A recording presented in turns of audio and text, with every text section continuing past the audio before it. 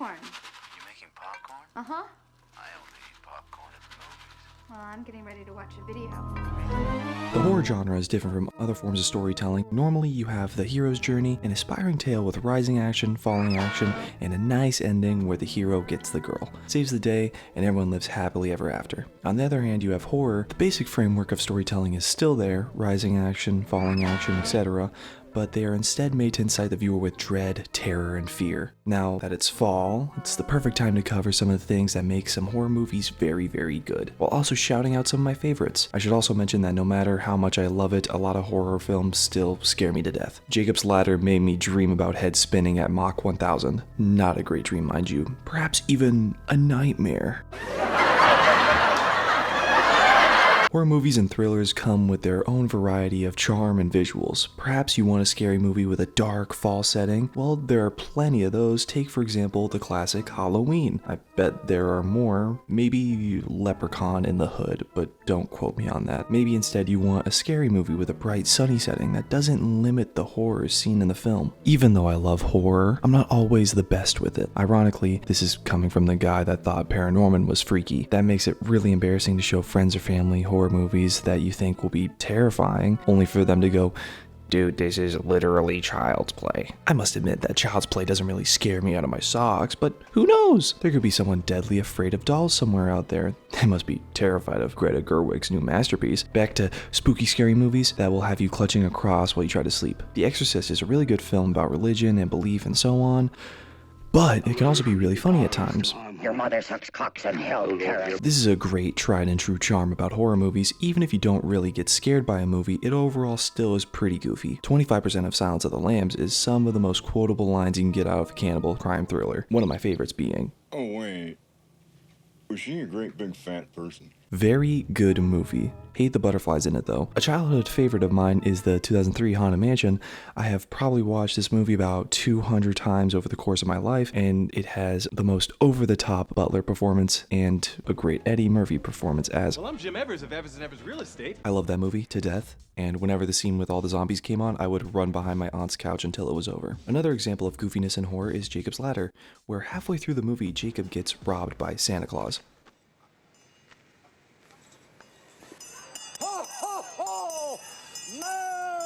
Merry Christmas! Awkward to share a name with a guy and the same personality type. A bit of goofiness and fun can be found at either the surface or the bottom of most horror movies. An exception I can think of is Hereditary. Holy shit, that movie is just depressingly scary, and this is coming from a guy that hates cult explanations for horrors in media. Fuck you, Silent Hill! By golly though, Hereditary was a terrifying treat because for the longest time, most horror media was just jump scare central, with a side of the worst story you have ever heard. At least the scary movies that I would see advertised the most. There were probably some bangers out there that I just don't know about. I blame this on the Conjuring movies or the Conjuring universe. This universe consists of the great movies such as... and terrible movies such as all of them. I blame this wholly on the fact that the only other film that opened alongside the first Conjuring is fucking Turbo. That movie is just cars, but with snails. Who knows though? Your favorite horror movie can tell you a lot about someone. For example, if someone's favorite horror movie is The Nun 2, they are most likely one of those ChatGPT robots. Even that's unlikely. Even a fucking AI can put together how dog shit that film is. It can be hard to get a read on someone based solely off their favorite horror movie. There are, however, some stereotypes that are often true. If their favorite is John Carpenter's The Thing, they are wholly based. If their favorite is Skibidi Toilet Season 21, they are most likely still teething.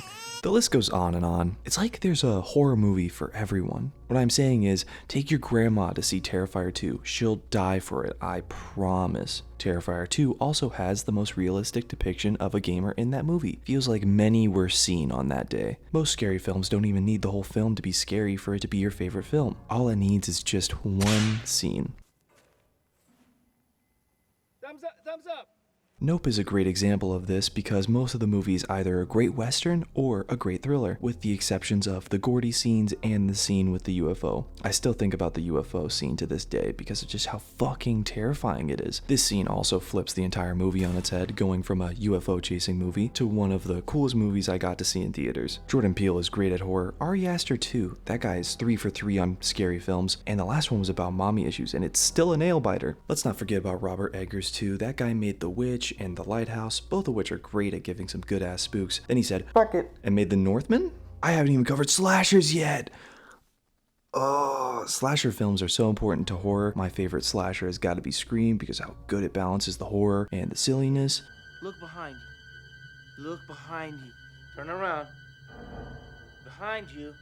Oh, turn behind you. One of the best films that does this that I watched recently is The Evil Dead, a pretty great film that encapsulates the goofy silliness of horror movies pretty great, with some of the best shots in the whole movie only shown in the last 20 minutes. Evil Dead 2 just completely leans into the goofiness of the first one while also retelling the same story because of issues with Sam Raimi not having the rights to the original Evil Dead. This can be a reason why a certain horror movie is your favorite. It can be super duper scary to the point where you'll be checking the dark corners of your room right before bed, or the movie can be just the right amount of goofy and scary so that it's more palatable, but it still leaves a great impression on you. A lot of scary movies from the 80s had this combination of goofiness before the storm of spooks roll through in the second half. In John Carpenter's The Thing, there are these American scientists making jokes, pouring whiskey into computers, smoking fat fucking doobies, before horrors beyond your comprehension start to show up in the movie and slowly pick off the crew one by one. The Thing is very good but is also a great example of visual effects done great in a horror film. All these super scary and intricate creatures are left in the dark for most of the movie, which makes it even more creepier to look at. Your favorite scary film doesn't have to be one with good visual effects either. Your favorite one can have some of the worst visual effects on this globe, and it won't invalidate it at all.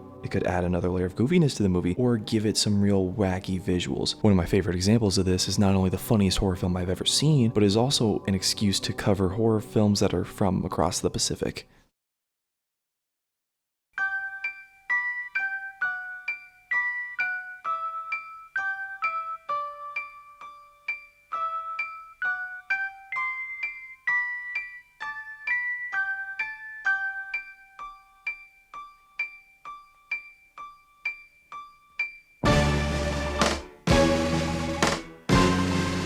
House, made in 1977, is one of the wackiest horror movies I've ever had the pleasure of watching. I would like to thank my good buddy Marco for introducing it to me. It is very neat. I just wish I was barrel deep in acid tabs when I got to watch it. It could be a little scary with some disturbing imagery that happens to the schoolgirls throughout the movie, but the disturbing imagery is done so wacky that if you're into that sort of thing, you'll love it. For me, I didn't know what to think, as if the movie hypnotized me into a state of mind numbness. Now, looking back on the movie, I feel as though I can appreciate more of the visual shown, even with how wacky it can get later on in the film.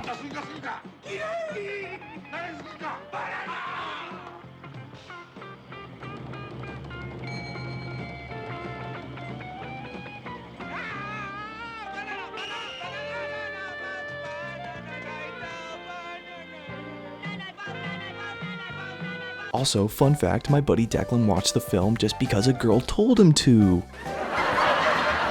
That's enough riffing on my good buddy and script editor. Love you, Declan. So yeah, we're less going into what makes horror movies special, and I'm now just gonna start talking about some of my favorites. Before you click off the video, there are some bangers, so if one of them catches your interest, watch it. Who knows, it could be your next favorite scary movie. Let's quickly go over some Korean movies before going over some of the other Japanese ones. One of my least favorite horror films in the last 2 to 3 years has got to be The Wailing, where a local police officer tries to find the resolution to some weird happenings around his small town. This movie has some really good moments, but overall it just couldn't hook me in like other movies do. I know a ton of people love this movie. I tried to as well, but also I just couldn't. Maybe when I grow up and rewatch it, I will enjoy a lot more. According to Rotten Tomatoes, Train to Busan is a horror movie, but I don't remember that movie being that scary. The last scary movie in Korea that I've seen is I Saw the Devil, which is just a fucked up movie. It's just fucked up. It's a revenge movie against a serial killer, and it just gets super disturbing by the second half. Back to Japan, where there are some really influential horror movies like The Ring, and previously mentioned House and Pulse.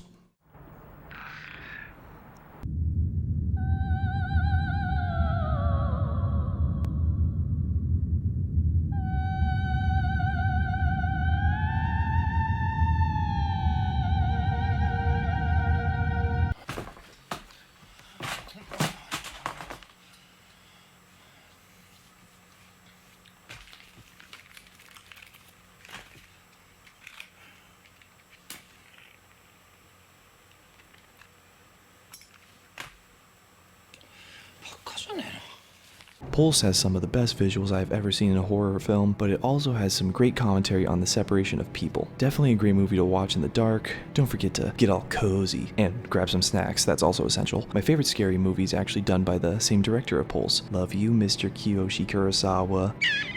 A movie that uses lighting, cuts, and its sound design to its advantage to tell its story while also staying in my mind months later.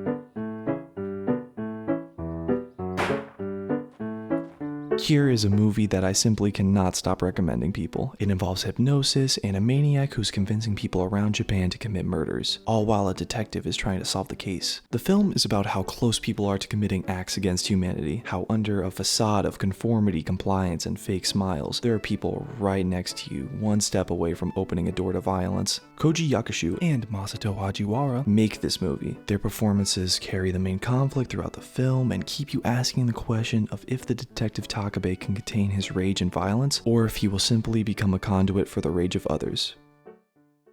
My buddy Kenny gave it 4 stars on Letterboxd.